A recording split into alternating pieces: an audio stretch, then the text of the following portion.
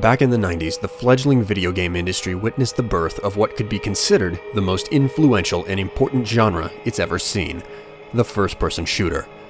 Ever since its popularization, the genre has done nothing but move forward in mostly a positive direction, and in nearly 2 short decades after the first landmark titles, the first-person shooter is now the dominant game genre on the market.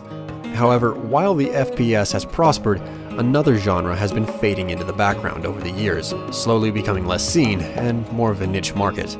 This genre is the RPG. The traditionally defined RPG has been vanishing, but the general rules which defined the genre have crept into many other types of games, the first-person shooter included. The blending of FPS and RPG is a common sight in today's market, but no other games have taken the combination to such an extreme as the self-proclaimed RPS, or role-playing shooter, Borderlands.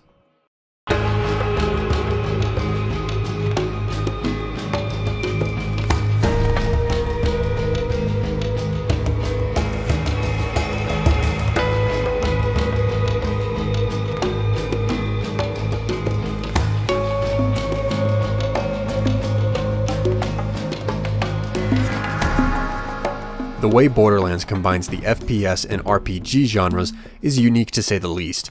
If there were any way to sum up the game experience, it would be Diablo 2, but with Call of Duty combat. That doesn't truly define the feeling, but it comes close enough to describe most of the experience.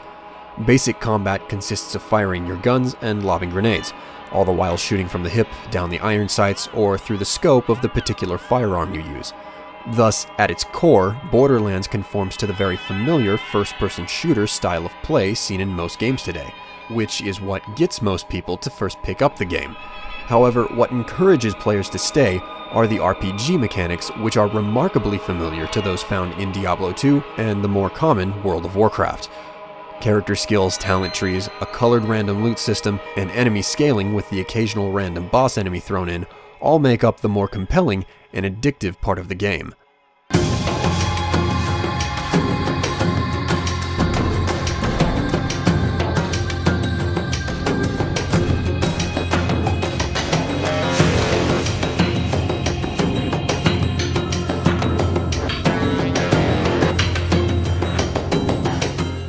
One of the reasons Borderlands is a game that so many people find fun is because of the ability to level up.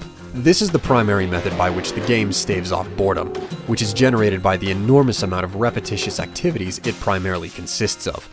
To be more accurate, Borderlands utilizes what are known as Skinnerbox techniques. Now, you may be asking what the term Skinnerbox means. In a nutshell, Skinnerbox basically refers to how people will voluntarily perform redundant actions for extended periods when they are rewarded infrequently for those actions. In the case of video games, this is usually done by utilizing a scaled or intermittent reward system, such as leveling up and random loot. Borderlands makes use of both. First, you can level up your character by killing enemies, and the reward is not only growing stronger, but also the ability to choose how to grow your character through a skill tree. The second method is through random loot. When you kill enemies, they'll sometimes drop weapons, or be guarding a cache of weapons. Because the guns you find are randomly generated, most of what you find is unimpressive, but every once in a while, an amazing gun will pop up. These two systems play off of each other. You kill enemies because you want to level up, and you level up not only because you want to be more powerful, but because better guns are available at higher levels. Thus, you kill more enemies to find more guns, in hopes of finding the proverbial diamonds in the rough. In the process, you level up, become more powerful, look for better guns, you get the idea. This is the cycle that perpetuates Borderlands at its very core, and it does it so well with these little distractions called quests that most people don't even notice they're running in a circle. This is the result of Skinnerbox techniques at work. This type of cycle can get grossly out of hand though, such as with massive online games. However, in the case of Borderlands, the game just benefits, because there's an actual end. When the main story concludes, the distractions that keep most people playing the game almost instantly dry up. Thus, with no boss or goal on the horizon, the cycle ends, which is why Borderlands, despite being mostly a grindfest, is a great game. Or is it? What's your opinion? Whether you love or hate Borderlands, agree, disagree, or prefer to stay gray with what I've said here, drop down to the comments and put in your 2 cents. Until next time, this has been a video blog by William Strife for B10g.net, July 11th, 2011.